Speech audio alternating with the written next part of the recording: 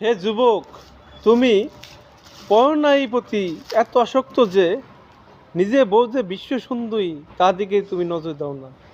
মনে কর সেই কালো মেয়ে তোমার বউ থেকে সুন্দরী, ভদ্র, সুন্দরী, গুণবতী, সব কিছুইতে তার কথায় মায়া পড়েছো। আর নিজের ভবিষ্যৎ সন্তানকেও ধ্বংস করলে এবং নিজের স্ত্রীকে তুমি ধ্বংস করলে, তা হক নষ্ট করলে। হে যুবক, হে ব্যক্তি, হে মানুষ, হে পুরুষ জাতি, তুমি লজ্জিত। তো নিজেও ভালো হতে পারলে না, অন্যকে ভালো করতে পারলে না। অন্যকে তুমি সুন্দর পরামর্শ দাও, কিন্তু নিজে ভালো হতে পারলে না। তুমি সেই পর্ণায় আসক্ত রয়ে গেলে। যখন বুঝবে তখন কিন্তু এই কুল পাইবে না, ওই কুল পাইবে না।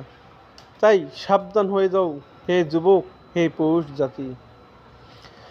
একটা মেয়ে পরিবার থেকে তোমার বাড়িতে আসে যে কষ্টটা করে, হয়তো সে নিজের বাড়িতে কখনো কষ্ট করে নাই।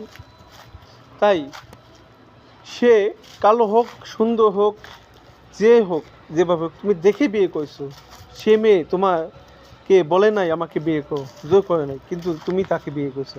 এখন সে অসুন্দর হয়ে গেছে, এটা কিন্তু উচিত না তোমার।